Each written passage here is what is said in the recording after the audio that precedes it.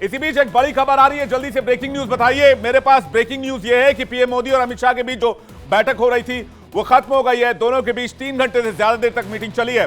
PM आवास से निकल गए हैं अमित शाह। कैबिनेट विस्तार को लेकर मंथन किया गया है। इस बैठक में कहा जा रहा है जेपी नड्डा भी मौजूद थे। मानसून सत्र को लेकर भी बातचीत हुई है।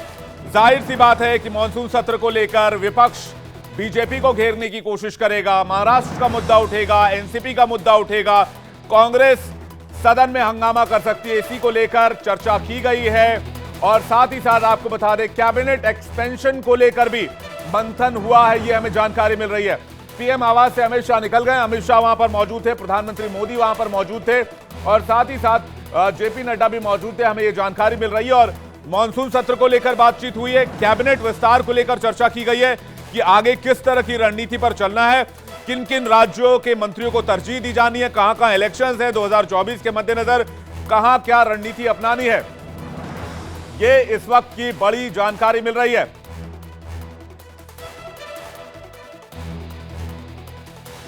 तो बड़ी खबर आपको बता दें, कैबिनेट विस्तार को लेकर मंथन हुआ है, मानसून सत्र को लेकर बातचीत हुई, एक मैराथन मीटिंग चली है। तकरीबन 3 घंटे तक ये बैठक चली है। पीएम मोदी और अमित शाह के बीच चल रही है बैठक, अब जाकर खत्म हुई है, ये हमें इस वक्त जानकारी मिल रही है। दोनों के बीच करीब 3 घंटे तक मीटिंग चली है।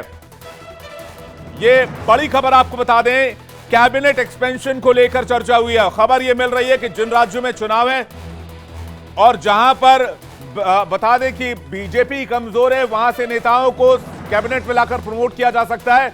और जहां पर बीजेपी ने अच्छा किया है, वहां से भी बीजेपी नेताओं को प्रमोट किया जा सकता है। हितेन मिठलानी हमारे साथ जुड़ रहे हैं, हमारे संवाददाता उनके पास चलेंगे।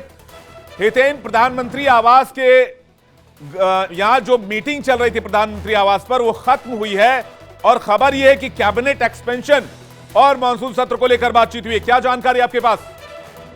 बिल्कुल, देखिए करीब 3.5 घंटे ये बैठक जो है प्रधानमंत्री आवास पर 1-to-1 मीटिंग चल रही थी पीएम मोदी और गृहमंत्री अमित शाह के बीच। हालांकि कुछ देर के लिए जेपी नड्डा भी इस बैठक में जुड़े थे।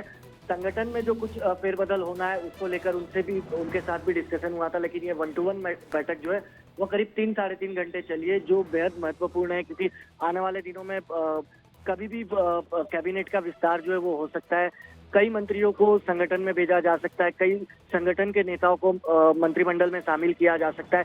साथ ही साथ चुनावी राज्यों पर भी चर्चा हुई है। उसके अलावा मानसून सत्र शुरू होने वाला है, तो मानसून सत्र को लेकर जिस तरीके से विपक्ष ने अभी से अपना रवैया तय कर लिया है, 19 तारीख को सरकार ने भी एक ऑल पार्टी मीटिंग बुलाई है, तो उसके एजेंडे पर भी कहीं ना कहीं दोनों नेताओं के बीच जो है वो बैठक और मंथन हुआ है। हालांकि अब आने वाले दिनों में होता क्या है वो देखने वाली बात होगी, लेकिन कई पहलुओं पर जो है फिलहाल डिस्कशन हुआ है, चर्चा हुई है।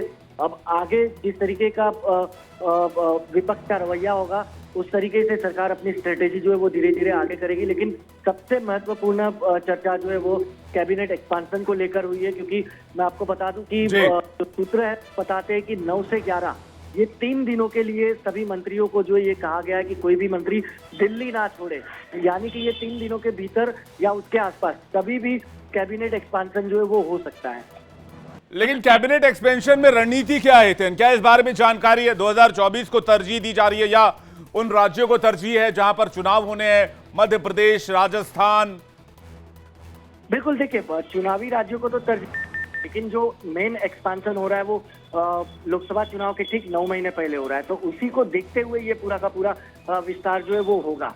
कुछ पुराने दल जो थे, जो एनडीए से जुदा हुए थे, वो वापस एनडीए का हिस्सा बन सकते हैं। एनडीए की भी एक बैठक जो है वो दिल्ली में बुलाई गई है, तो कहीं ना कहीं उन दलों में से भी एमएलए को जो है वो मंत्री बनाया जा सकता है।